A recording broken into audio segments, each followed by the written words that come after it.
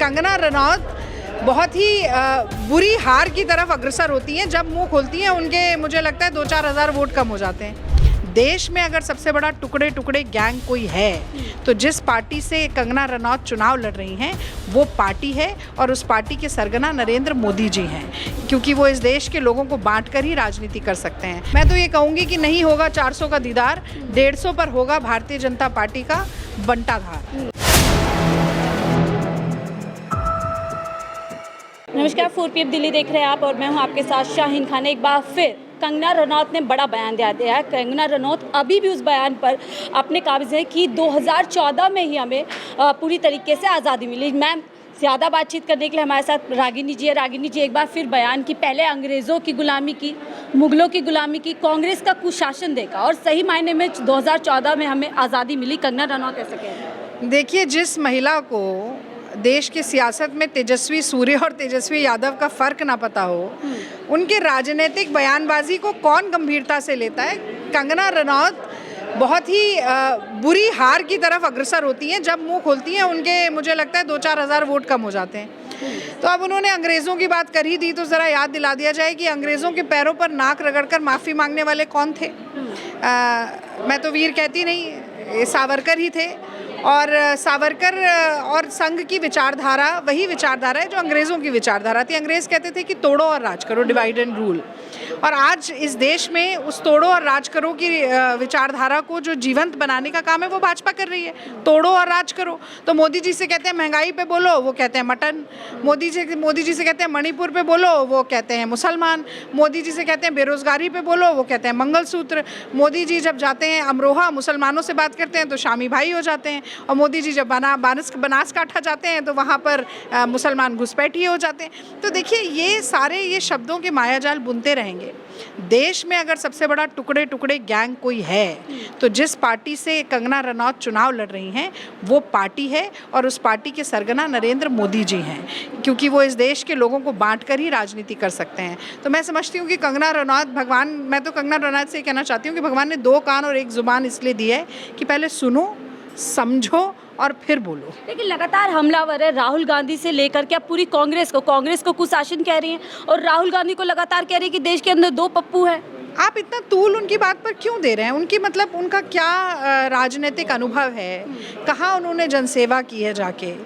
मुझे लगता है कि सबसे ज़्यादा ट्रोल होने वाली अगर कोई एक्ट्रेस अभी हैं भारत में तो वही हैं। तो उनकी बातों को मैं तो बिल्कुल गंभीरता से नहीं लेती। और जहाँ तक राहुल गांधी जी की बात है, इस देश में एकमात्र नेता ऐसे हैं जो उत्तर भारत और दक्षिण भारत दोनों का प्रतिनिधित्व कर रहे हैं डंके की चोट पर। मैं तो ट्रोल हो रही है, माफ़ कीजिएगा बीच में कर रही हूँ, आप कह रही है वो ट्रोल होती है सबसे ज़्यादा, लेकिन वो कह रही है अमिताभ बच्चन के बाद अगर कोई इस देश में सबसे ज़्यादा सम्मान पाता है तो वो वही है। नहीं, आप क्या चाह रही हैं? या तो ये कहीं लिखा हुआ है कि जो कंगना रनौत कह रही हैं वो दुनिया का सबसे बड़ा सत्य है, वो यूनिवर्सल ट्रूथ है, और कंगना रनौत हर बात जो कह रही है उसका जवाब, मैं तो उनकी बात को इतनी गंभीरता से नहीं लेती। वो अपने आप को कह दें कि मैं सबसे बड़ी साध्वी हूँ, मैं सबसे बड़ी नेता हूँ, मैं बहुत महान हूँ, तो कहते रहने दीजिए। देखिए, मुंगेरी लाल के हसीन सपने कोई भी देख सकता है, उस पर रोक नहीं लगी। वो भी देखें, मोदी जी भी देखें। मैं तो ये कहूँगी कि नहीं होगा 400 का दीदार, 150 पर होगा भारतीय जनता पार्टी का बंटाधार। दिल्ली की राजनीति पे क्या कहेंगी आप? खासतौर से काफ़ी सक्रिय नजर आ रहे हैं। क्या लग रहा है 7 सीट पे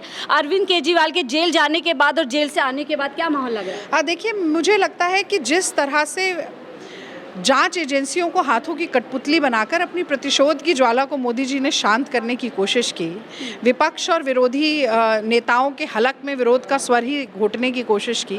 मैं समझती हूँ कि सुप्रीम कोर्ट के निर्णय ने कहीं ना कहीं उस षड्यंत्र पर एक बहुत बड़ा प्रहार किया है, और बहुत आशान्वित हैं हम कि हेमंत सोरेन जी को भी उसी तरह का न्याय मिलेगा। और अगर इंडिया गठबंधन के तमाम नेताओं को ज़बरदस्ती जेल में डालने का काम किया गया था तो वो बाहर आएंगे तो और सशक्त चुनाव होगा, इसमें कोई दो राय नहीं है। पर मुझे लगता है एक बड़ी भूमिका जो राहुल जी ने बांधी है वो सामाजिक न्याय के फेविकोल से कन्याकुमारी से कश्मीर तक, मणिपुर से मुंबई तक भारत को जोड़ने की बात है। और जो गांधी जी कहते थे ना कि पंक्ति में खड़ा हुआ अंतिम व्यक्ति जो है उसके आंसू पोंछना लक्ष्य है, उसको उन्होंने करके दिखाया है। तो मैं तो बार बार यही कहती हूँ कि वसुधा का नेता कौन हुआ, भूखंड विजेता कौन हुआ, अतुलित यश क्रेता कौन हुआ, नवधर्म प्रणेता कौन हुआ, जिसने न कभी विश्राम किया, विघ्नों में रहकर काम किया। तो ये जो आप पप्पू और ये सब बोल रहे हैं ना, हज़ारों करोड़ रुपया खर्च दिया भारतीय जनता पार्टी ने, आज भी लगे हुए हैं कि भाई किसी भी तरीके से राहुल गांधी गांधी की छवि खराब करनी है। और वो जो घर घर दर दर जाके उन्होंने नब्ज टटोली, लोगों के आंसू पोछे, तो मुझे लगता है कि आज उनका कद इतना बड़ा हो गया है कि ये लोग कुछ भी बोलते रहें, इससे कोई फर्क नहीं स्मृति पड़ता। ईरानी जी भी कह रही है कि देखिए भाग गए अमेठी से और अमेठी में कुछ नहीं बदलने वाला है। एक बार फिर जो है प्रियंका के जो पूरा वो तैयारी वहाँ पर करिए जिताने की, उसमें हारने वाले हैं। अब ये सिली सोल के बारे में क्या कहूँ, उनका घर कहाँ है, बार कहाँ है, ये ज़रा गोवा में जाकर पूछना चाहिए। बहरहाल वो तो खुद ही अमेठी में जा जाके दुकानों में पूछती थी राहुल गांधी यहाँ आए क्या, यहाँ खाना खाया क्या, यहाँ लस्सी पी क्या। अरे राहुल गांधी का नाम ले लेकर अपना कद को बढ़ाने वाली, अपने आप को प्रासंगिक बनाने वाली एक मास्टर स्ट्रोक से कंप्लीटली इररेलेवेंट हो गई। उनकी चुनाव हार जीत से अब कोई फर्क ही नहीं पड़ता। और मैं आपको बता दूं, ये जो लोकलाइज हो गया ना अमेठी का चुनाव, अब उन्हें बताना पड़ेगा कि अस्पताल क्यों बंद हुए, स्टील प्लांट क्यों बंद हुए, IIT क्यों नहीं खुल पाया। तो अब मैं आज की तारीख में 2 लाख वोट से KL शर्मा जी चुनाव जीत रहे हैं। प्रियंका गांधी वहाँ प्रचार करें, बहुत अच्छी बात है, नहीं भी करें तो भी जीत रहे हैं, और करती रहेंगी तो वो 5 लाख से ऊपर जाएगा मार्जिन। पर हाँ, मुझे लगता है कि अभी प्रियंका जी का और भी अभी तेलंगाना में कल परसों में उनकी मीटिंग थी, वो मीटिंग तो लगती रहेंगी। स्मृति ईरानी, देखिए जब बिल्ली खिसियानी हो जाती है ना तो खंबा नोचने लगती है, नोचने दीजिए, खंबे का कुछ नहीं बिगड़ता, बिल्ली के नाखून टूटते हैं। लेकिन मोदी जी भी आज महा रोड शो कर रहे हैं, कल पर्चा भरने जाएंगे और एक बार फिर से दावेदारी कर रहे हैं कि 400 पार एक बार फिर से मोदी सरकार बनने वाली है। तो वो और क्या करेंगे इसके अलावा। पर आप उनका चेहरा देखिए, वो जो पसीना मल के चेहरा चमका लेता हूँ बोलने वाले व्यक्ति थे, उनका तो पूरी चमक ही उड़ गई है। ज़बान फिसलती रहती है, टांगे कांपती रहती हैं, बुझा बुझा सा चेहरा। आज बिहार में बोल रहे थे, बिल्कुल बुझा बुझा चेहरा था, पूछ रहे थे जनता से बताओ किसने किया, बताओ, एक आदमी आवाज़ नहीं लगा रहा था। तो देखिए, काट की हांडी 2 बार चढ़ गई, तीसरी बार नहीं चढ़ेगी।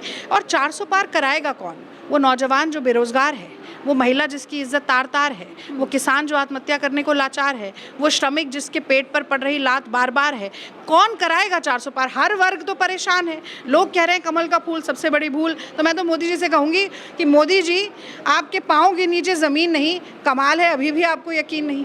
चलिए, बहुत बहुत शुक्रिया हमसे बात करने के लिए। ये थी रागिनी नायक, जो लगातार इस बात का दावेदारी कर रहे हैं कि एक बार यहाँ दिल्ली के अंदर जो 7 गठबंधन 7 सीट पर लड़ रहे हैं, वो कहीं ना कहीं जीतने वाले, और सिर्फ दिल्ली नहीं बल्कि देश के अंदर भी वो बदलाव की लहर करिए। हालांकि 4 जून को ये पता चलेगा कि किसके दावे में कितनी सच्चाई है। फिलहाल के लिए दीजिए मुझे इजाज़त। आप देख रहे थे 4 PM दिल्ली।